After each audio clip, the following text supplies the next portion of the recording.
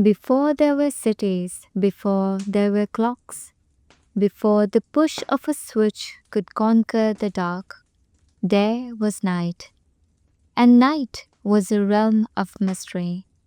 You see, for most of human history, we didn't sleep through the night. We lived in it.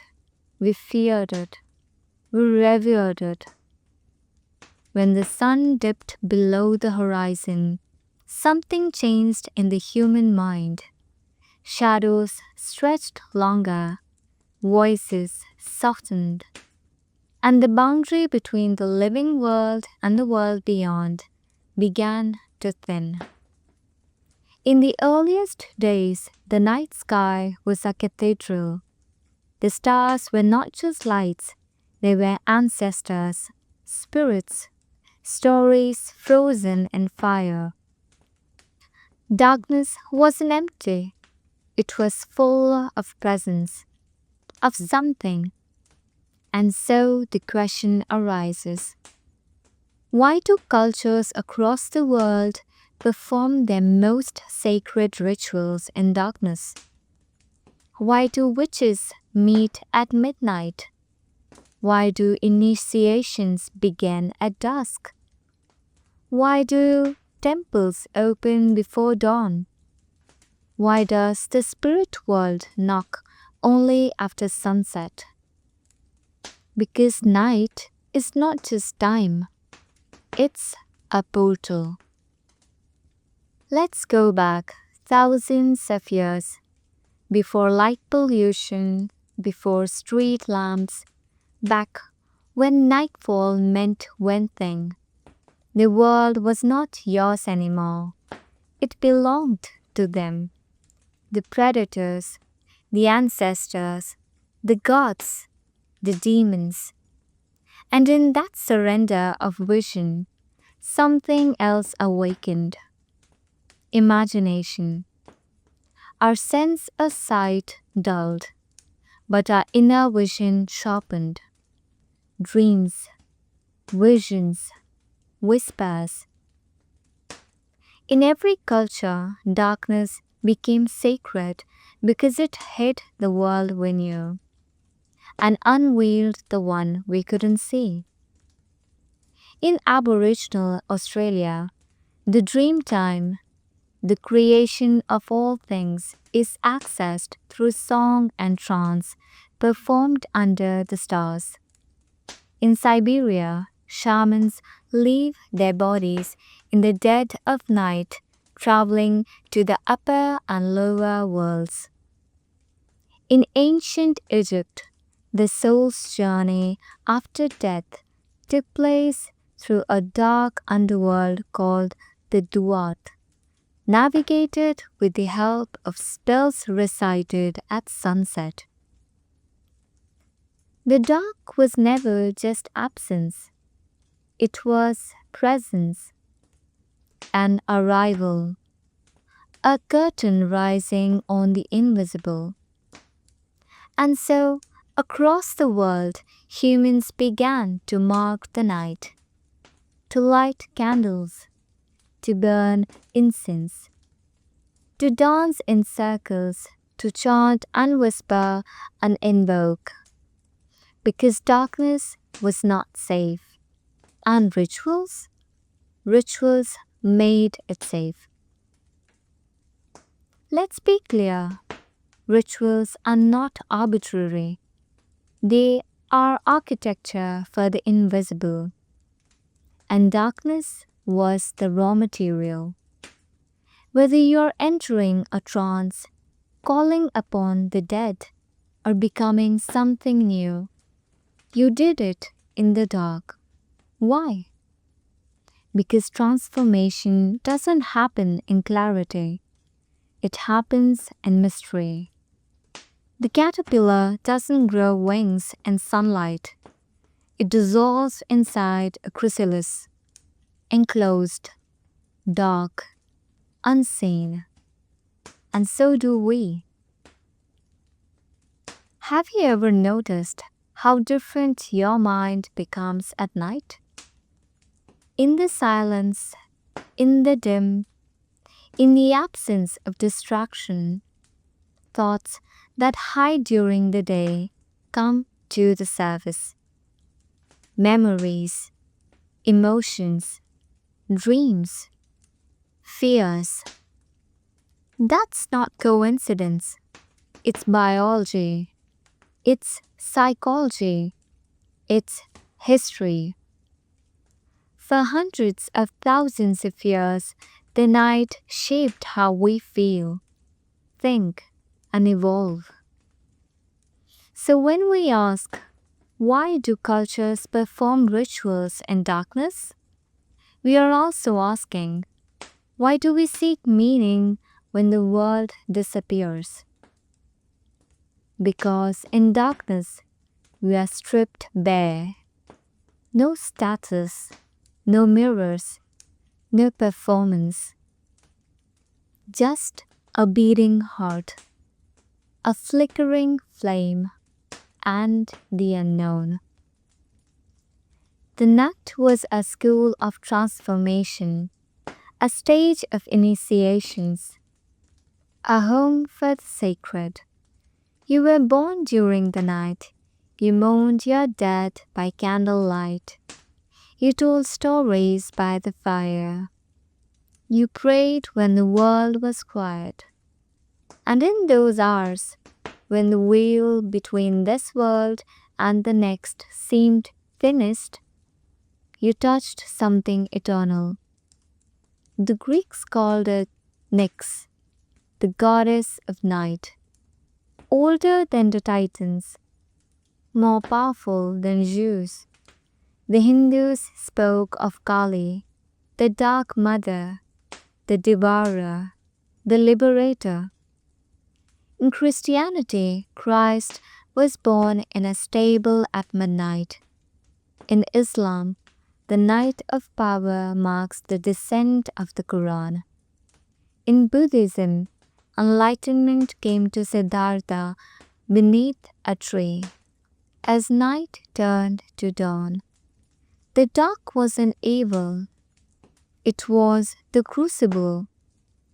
And so we return to the idea that night is a portal, not a symbol, not a metaphor, a doorway, a shift in perception, a passage into the sacred. And just like our ancestors, we still feel it. We turn off the lights when we want to feel. We light candles for birthdays, for funerals, for wishes. We watch horror films in the dark. We fall in love under the stars. We dream, we fear, we remember. Because something in us still knows that when the sun disappears, the other world begins. And so we begin our journey through the rituals of the night, across continents, across centuries, across dimensions. Welcome to the sacred darkness. In the beginning, rituals weren't written. They were carved into the bones of the earth, passed from the firelit mouth to firelit ear, rooted in instinct, shaped by survival, bathed in moonlight and blood. Fire was the first portal, the first miracle. It kept beasts at bay, cooked food, led the way. But it also summoned something else, something in the psyche. When the flames danced, shadows danced too. And within those flickering shapes, humans began to imagine, to remember, to worship, to become. This is where the oldest night rituals began, not with words, but with gesture, breath, rhythm. Imagine the first trance, a circle of humans moving in sync, hearts pounding, voices rising, eyes half closed. They are not performing, they are becoming. The hunter becomes the lion, the woman becomes the moon, the child becomes the ancestor. This is not metaphor. This is embodiment. This is ritual. Across ancient Africa, drumming was not art. It was communication with spirits, with gods, with the land. In the Arctic, Inuit shamans entered trance by candlelight, calling animal spirits to guide them. In South America, ayahuasca ceremonies began at dusk, where the jungle's chorus served as background music to visions that could last the night. Always the same pattern. Darkness falls, the veil lifts, the ritual begins. But darkness wasn't just the stage, it was a key, unlocking what could not be accessed by day. During the day we survive, during the night we transform. And then there was the moon. Where fire was made, the moon was given. An ancient eye in the sky, ever present, ever watching. But more than that, the moon became the clock of the sacred. In countless cultures, rituals follow the lunar cycle. The full moon brings celebration. The new moon brings mourning. Blood rites, fertility dances, offerings to the goddess. They all align with the rhythms of the moon. Because for our ancestors, the moon was a guide, a calendar, a mother, and in many cultures, she had a name: Selene, Artemis, Chandra, Hina, Mahina. To look up at her was to remember your place in the cosmos. Even the blood in your body follows the moon, the tides of your fluids, the beat of your womb, the rhythm of your mind. That wasn't separate from the body. It was mirrored within the body. So when women gathered in red tents during their moon cycles, or when warriors fasted under the crescent before battle, they weren't just participating in tradition. They were tuning themselves like instruments to the rhythms of the night. Initiation is one of the most powerful rituals of the ancient world, and almost always it happened in darkness. Why? Because to become something new, you must first die to what you were. And what better symbol of death than the night? Young boys led into caves to face spirits carved on stone. Girls secluded in moon huts, marked by first blood, told the stories of their mothers. Masks donned at dusk, names given at midnight. The person who entered would not return the same. Not all darkness is feared. In religion, sometimes darkness is revered. The silence of a chapel after sunset, the hush of a monastery before the first light, the gentle flicker of a candle in a temple where all else fades away. This is not just mood, it is method.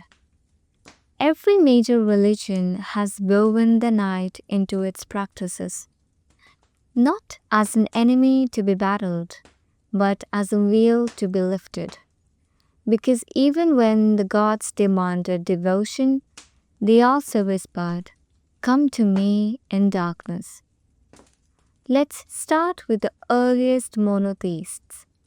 In the Hebrew Bible, the day begins not with sunrise, but with sundown. And there was evening, there was morning, the first day. Why?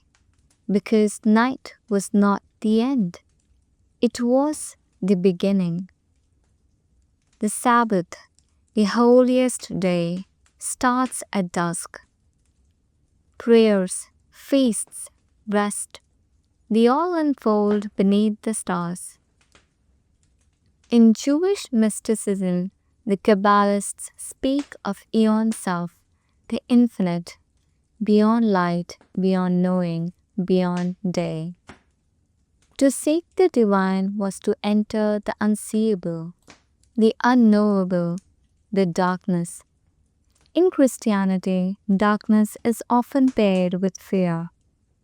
But within the mystic tradition, it's something else entirely.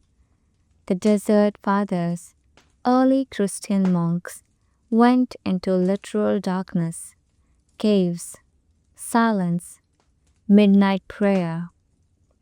Saint John of the Cross called it the dark night of the soul, a holy emptiness, a stripping of ego, a darkness that cleanses. The monks of Mount Athos rise in the middle of the night. Their prayers don't fight the dark, they merge with it. And at Easter, the most sacred moment of the Christian year begins. Not at noon, but just before dawn, when the church is cloaked in shadow and the flame of resurrection is passed, candle to candle, until light overcomes the dark. A ritual rebirth from night into day. And in Islam, night is holy. The Quran itself descended during the night of power. A single night more sacred than 1,000 months. The Prophet Muhammad received revelations not under sunlight, but in the hush of the night. In a cave, alone, surrounded by stillness. The 5 daily prayers in Islam include Fajr before sunrise when the body is weary but the soul is clear, and Isha after the world has quieted when the heart can listen. And Tahajjud prayer is voluntary, performed deep in the night. The Prophet himself rose from sleep to commune with the divine. Why? Because night is still, and in stillness we hear better. In Buddhism, the Buddha himself attained enlightenment beneath the Bodhi tree, not under blazing sun, but as stars faded and the sky began to listen. His awakening began in darkness, a metaphor, a reality. Monks around the world begin their day before dawn. They meditate while others sleep. They chant when the world is silent. Darkness is not a threat. It is a training ground, because when the eyes cannot see, the mind turns inward. And inward is where the truth resides. In Hinduism, the concept of tamas, darkness, is complex.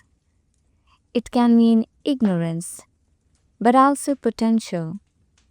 Shiva, the god of destruction and transformation, dances in the cremation grounds.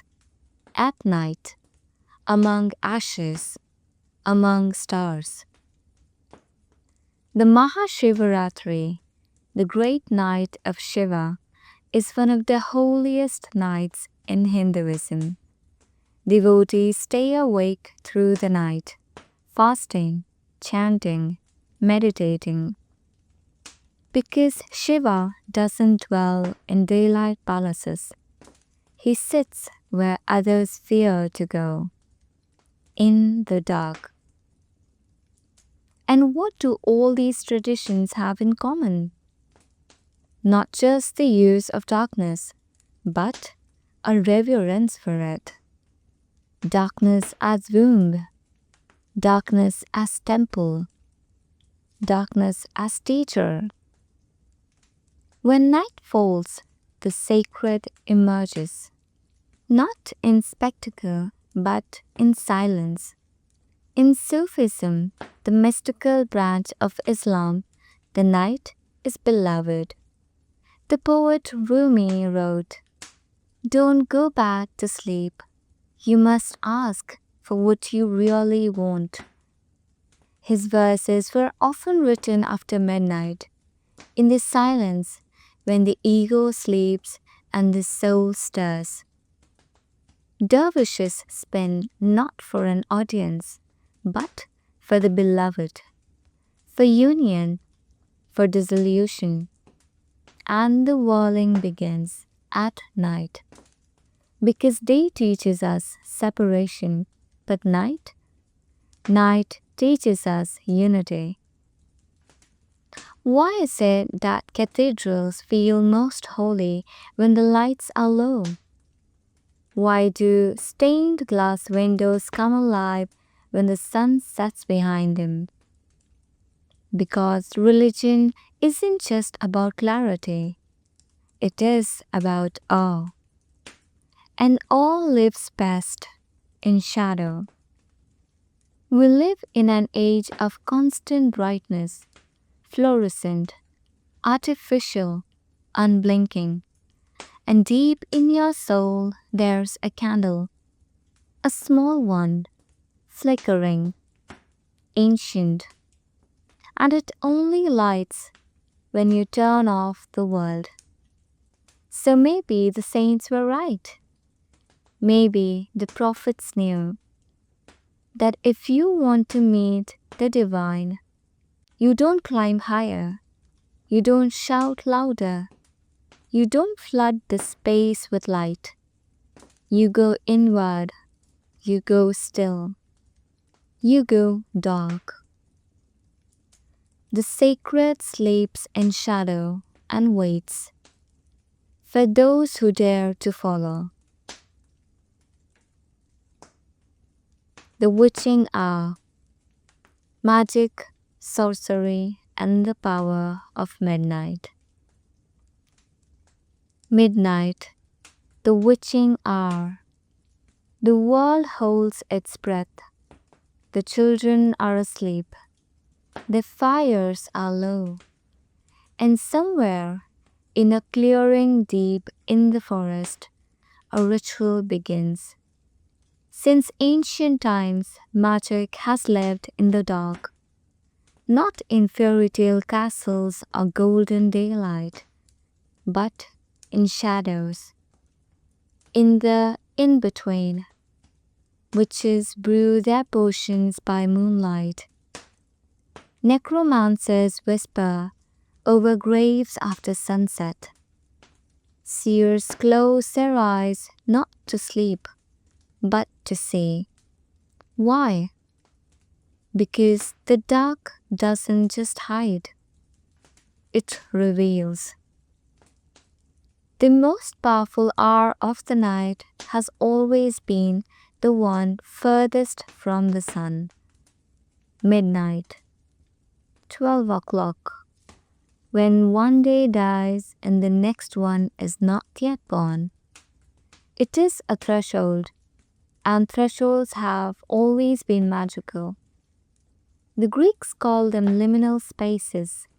The Romans marked them with gods like Janus, who watched the doorways of time. And midnight is the doorway of the night. Further which, the night is not evil, it is powerful. Herbs gathered at dusk hold stronger medicine. Spells cast at midnight carry more weight. The veil between worlds thins, and spirits listen. Even the Catholic Church knew this. That's why it accused women of flying at night, gathering in hidden grooves, dancing by moonlight. They weren't wrong, they just didn't understand. In Norse tradition, seers called vulvas would enter the trance under a black sky, chanting into the void. In West Africa, priestesses of the Orisha perform ceremonies only after nightfall, when ancestral spirits are more accessible. In medieval Europe, cunning folk, midwives, herbalists, bone readers lit their candles late, scribbled sigils by firelight, and spoke to forces no one dared name, because night is honest and magic requires honesty. Modern magic still honors the dark. You don't read tarot in a fluorescent room. You don't cast spells at noon surrounded by traffic. You turn off the lights, you draw the curtains, you create silence, you build a container.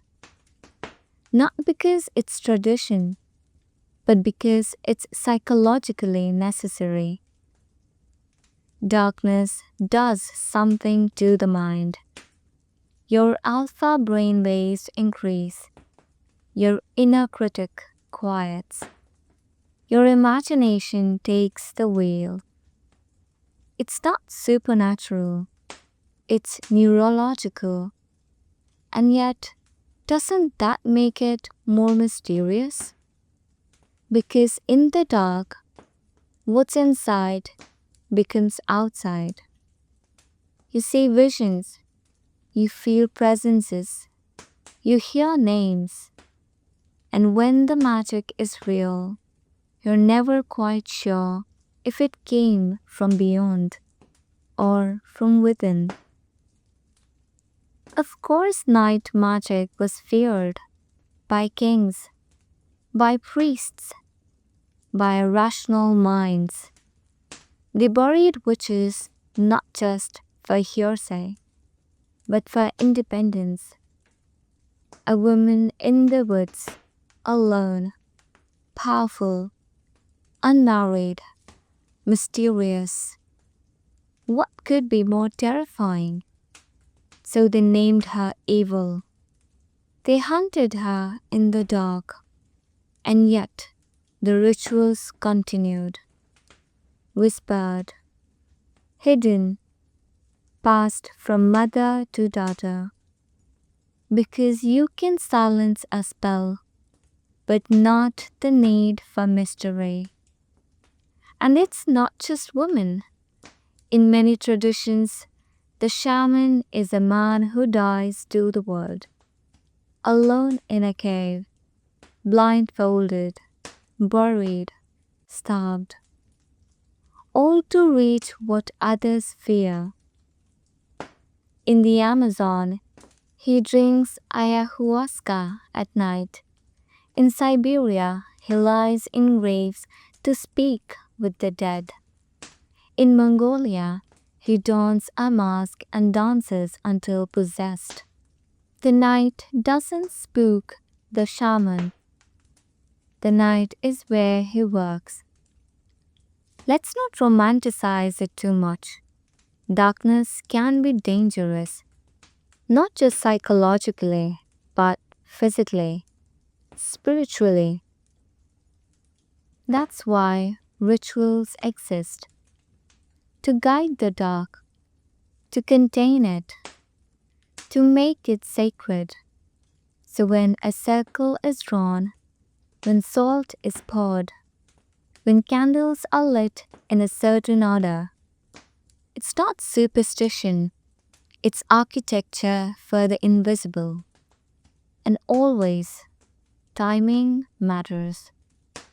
the hour, the moon phase, the planetary alignment. Because magic is not chaos, it is precision, rooted in rhythm, and darkness is the canvas on which it's painted. So when you hear someone say, "This house feels different at night," or "I swear I saw something in the corner of my room," believe them, not because ghosts are guaranteed, but because perception changes in the dark. The brain loosens its grip, and other voices get louder. Magic isn't dead, it's just gone quiet. But the night still remembers the old words, the secret names, the rhythm of chants, the crackle of something unseen. And if you listen carefully, midnight might still speak to you. Not with thunder, not with flames, but with a whisper. At the edge of sleep, light the candle, draw the symbol, close your eyes, and step through the portal.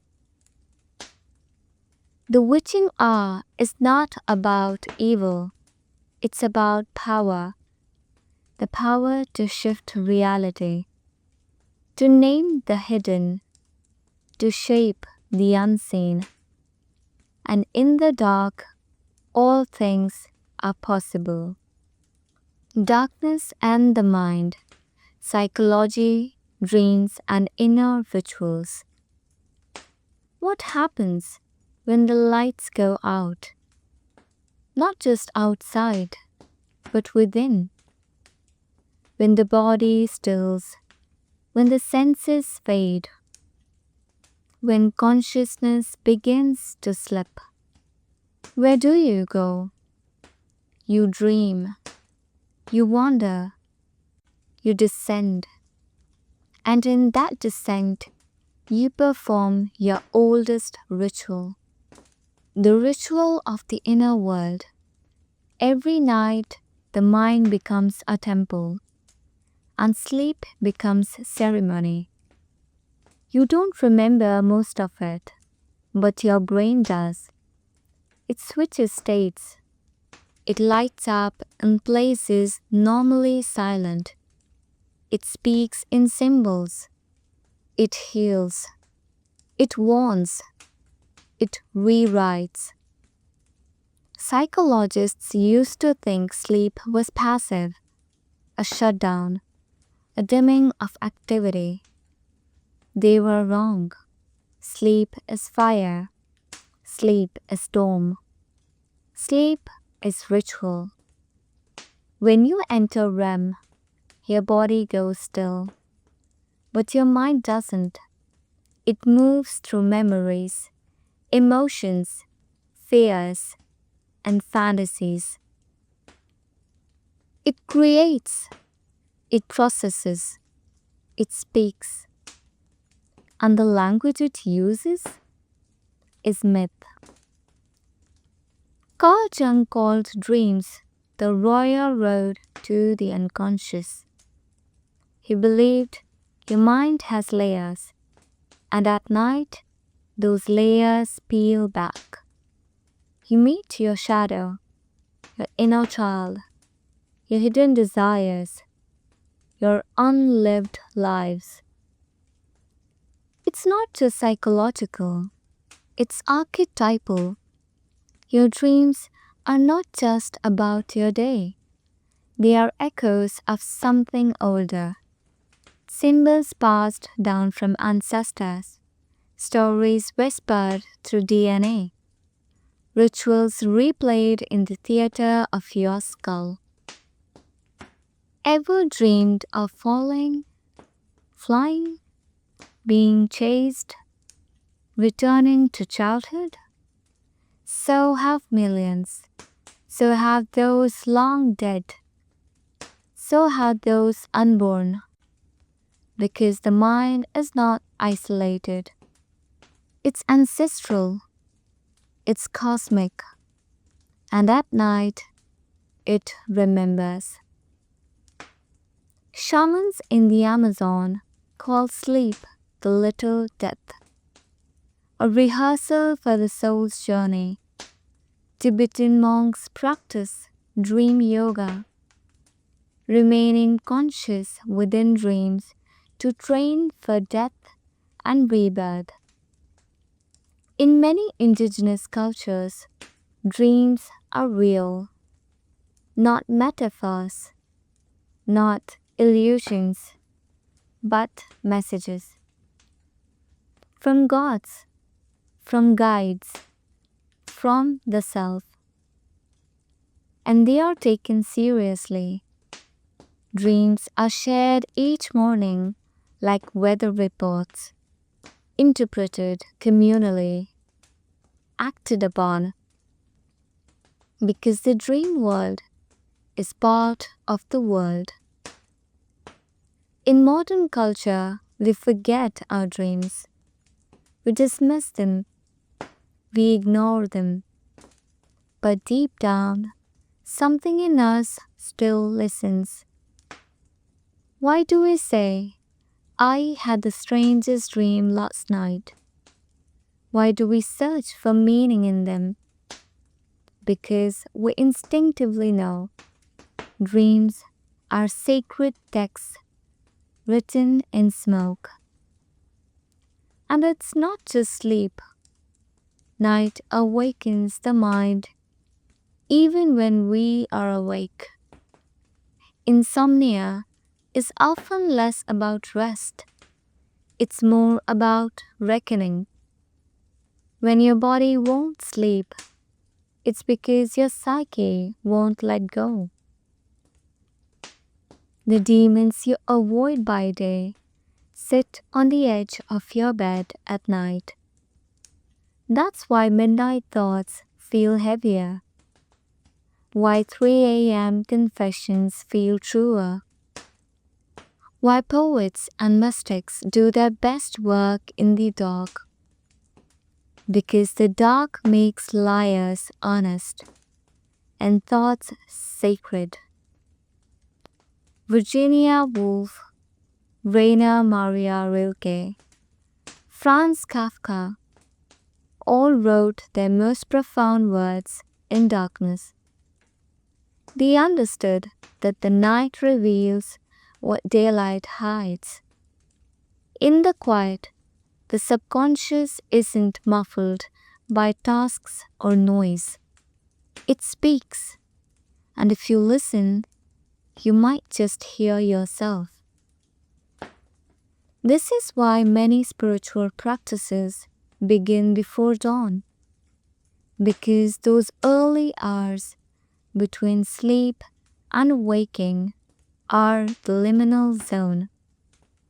You're not fully conscious, not fully unconscious. You're open. That's when prayers sink deeper, meditations stretch further, and intentions become spells. Before the sun owns the sky, the soul gets a moment of sovereignty, and in that moment, it listens, it learns, it remembers. So, if you've ever woken up from a dream that haunted you, or stayed up all night because your mind wouldn't quiet, or felt something sacred in the silence of 4 a.m., you have touched the ritual of night. Not external, but internal. Not candles and circles, but memories, symbols, truth. Your mind is ancient, your dreams are sacred, and the night is your temple. So when you lay your head down tonight, close your eyes like a door and enter with reverence. You're not going to sleep. You're going to ceremony. The fear of the dark, monsters, myths, and the sacred unknown. Fear is a kind of prayer, a prayer to the unknown, to the unseen, to the thing behind the door. And no fear is older than the fear of the dark. Before religion, before reason, before fire, there was darkness, total, unrelenting, infinite. In it, we were prey, not just to animals, but to our own minds. Because darkness doesn't create monsters, it reveals them. Across every culture, fear of the dark has a shape, a name, a face. In West Africa is the Asinbosom, a vampire-like creature that swings from trees, waiting in the shadows. In Japan, it's Yurei, ghosts that cling to the living after midnight. In the Arctic, it's Olupalik, who steals disobedient children beneath frozen waves. In medieval Europe, it was succubi, incubi, shadowmen, werewolves. In modern times, it's aliens, sleep paralysis demons, serial killers, intruders. Different names, same archetype. The thing in the dark. The earliest myths weren't created in daylight. They were survival stories whispered around fire. Don't go out at night. Don't walk past the trees. Don't answer the voice calling your name. These weren't just rules. They were boundaries, psychic borders between the known and the unknown. And breaking them meant meeting the other. But here's the twist. These monsters, these demons, they weren't always evil. Sometimes they were teachers, tests.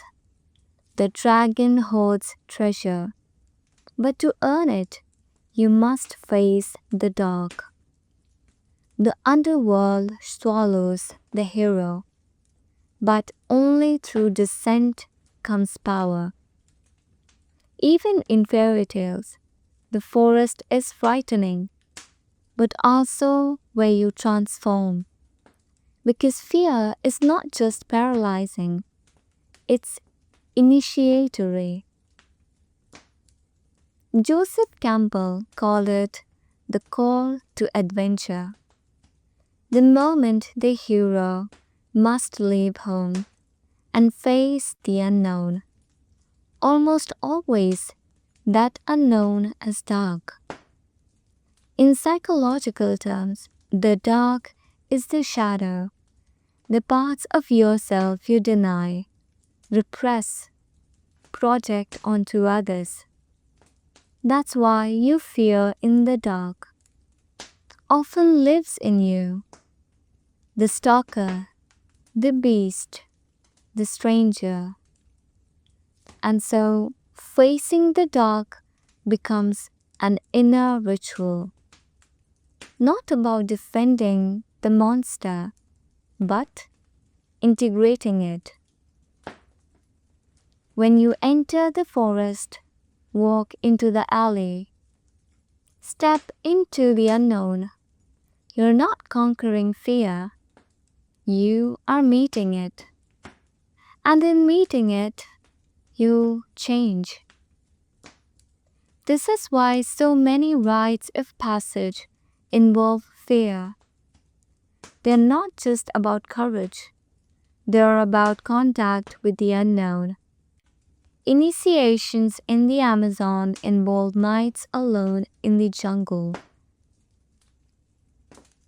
In ancient Sparta, boys were made to survive in the wild, alone at night. These weren't hazing rituals, they were psychological rebirths.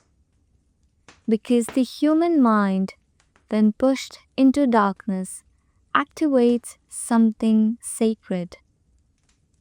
Fear raises awareness. It sharpens hearing. It expands the senses. And in that heightened state, the ritual becomes real. Even spiritual traditions used fear on purpose. Tibetan sky burials, Christian catacombs, Hindu cremation grounds, places where the dead are close, where fear meets faith. Because fear makes you present, and presence is the root of all sacredness. There's a reason you feel small under a starry sky. Why a blackout hushes a room. Why your breath catches when the lights flicker. Something ancient wakes up. A predator, maybe, or a priest. Because in every fear is a gateway, and every gateway leads somewhere sacred. So when you feel afraid of the dark, don't dismiss it. Don't mock it. Honor it. Because it means you're standing at the edge of a portal. And fear is the doorkeeper. Not all fear is bad. Some fear is invitation, an ancient ritual, a forgotten initiation, a call to something deeper than safety, a call to power. The dark doesn't want to hurt you. It wants to change you. Return to darkness. How to reclaim sacred night in a modern world. You live in a world that fears the dark. It sells you light. It schedules you by it. It trains you to think that darkness is waste, that nothing happens in the shadows worth keeping. But you know better, because something in you remembers. The cave, the stars, the stillness, the portal. And now it asks, can you return? Not to ancient temples, not to jungles or mountains, but to yourself, to the forgotten sacredness of night, in your own home. You don't need robes, or mantras, or foreign rituals. You only need pause and presence. Here are ways to return, to reclaim your birthright, the night. Create a darkness ritual. One night a week, turn off every screen, every bulb, every noise. No scrolling, no multitasking, no goals, just you. A candle, a notebook maybe, or music, or nothing. Sit, breathe, let the mind do what it's afraid to do in the light. Be real. Walk at night. No destination, just presence. Choose a safe place. Let the stars guide you. Notice how the world changes. The hush, the slower pace, the life that only wakes after dark. Let it show you what daytime hides. Let the streetlights become stars. Let the night become familiar again. Revive dream ceremony. Your dreams are not nonsense. They are your nightly oracle. Start by remembering. Write them down before you speak a word each morning. Ask questions before bed. Set intentions. And when the strange symbols come, don't rush to explain. Just listen. Trust. Track the patterns. Because your soul still speaks and dreams. Hold a night vigil. Once or twice a year, stay up through the night. Not with caffeine, not with distraction, but with reverence. Read sacred texts. Meditate. Walk. Breathe. Let the hours pass through you like seasons. Feel the descent and the return of light. Ancient people did this for a reason, because staying awake with intention wakes something deep. Observe the moon. You don't need to worship it. Just notice. Track its cycle. Feel how your energy shifts. Try full moon journaling, new moon silence, a monthly pause to mark time with the sky, not the calendar. Let the moon be your old friend again. These are not rules. They are invitations to become sensitive again, to become ritualistic again, to let the sacred find you in silence.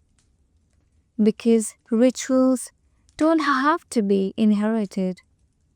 They can be created right now. It's not about rejecting the world. It's about balancing it. We are not here to escape. We are here to remember that the world is not only fluorescent, not only fast, not only functional. It is still sacred, especially when it's dark. This is how the sacred returns. In the everyday, in the ordinary, in the night you were too busy to notice. Try it, not because it's ancient, not because it's spiritual, but because it's human. Let yourself become nocturnal again, not forever, just enough to remember that inside you lives a temple, and that temple opens at night.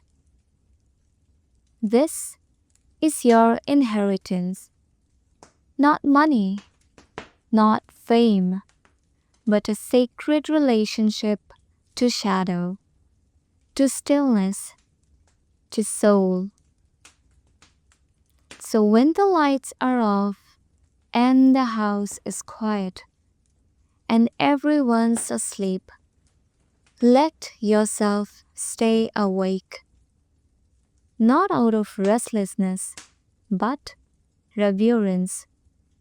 Because the night has been waiting, and now it welcomes you home. the eternal night, why darkness is not the end but the beginning. This story does not end in darkness, because darkness was never the end. It was always the beginning. Before the tree, there is the seed. Before the seed, the soil. Before the soil, the dark. Not empty, not cold, not lifeless, but full of everything unseen.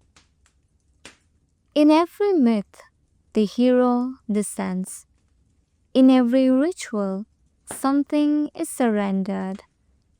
In every death, there is waiting. And in that waiting, there is darkness. But if you listen closely, darkness isn't silence, it's gestation. The womb is dark. The cave is dark. The cocoon is dark. The soul's deepest chamber, dark. Because in darkness, we are not ending, we are becoming. We were taught to fear the dark, to light it up, to run from it, to rush past it. But what if dark was never the threat? What if it was the teacher? What if darkness wasn't empty but sacred? We have traveled through stories, rituals, fears, and dreams. We have walked with witches and monks, shamans and saints, and all of them point here that dark is not an obstacle, it is the portal. The night teaches us to stop, to listen, to release control. It teaches us to feel the grief we bury, to sit with the questions we silence, to become what we truly are. And in doing so, it heals, because darkness doesn't just reveal, it integrates. It gathers the lost pieces. It holds them. It weaves them back together in silence. We spend our lives chasing light, certainty, clarity, answers. But the soul doesn't speak in answers. It speaks in presence. It speaks in ritual, in shadow, in night.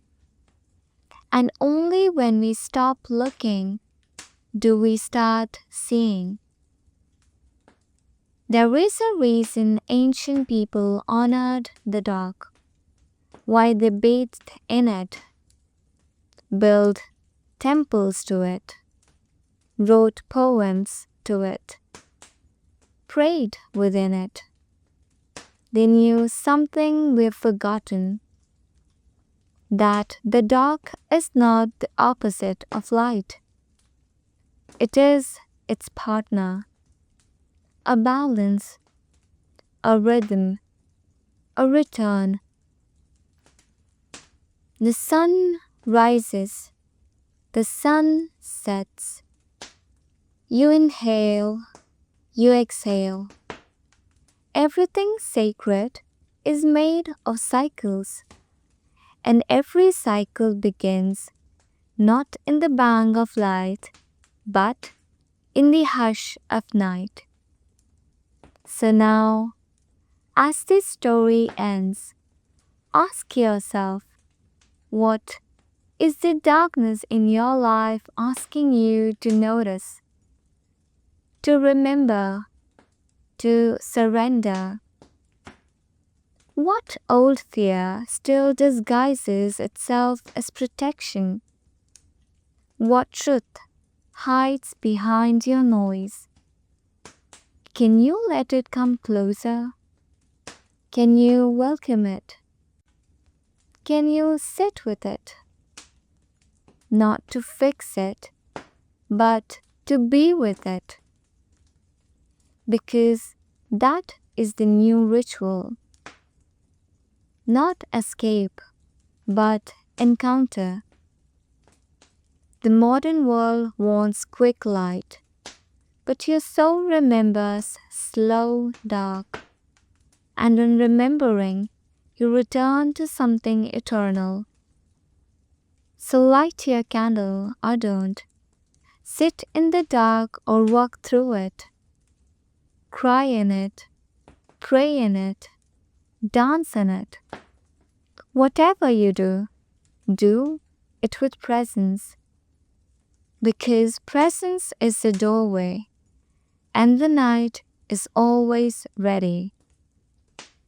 Darkness is not a dead end. It is a curve in the spiral, a pause in the breath, a silence before the word. It is the teacher of all teachers, and if you let it hold you, it will never hurt you.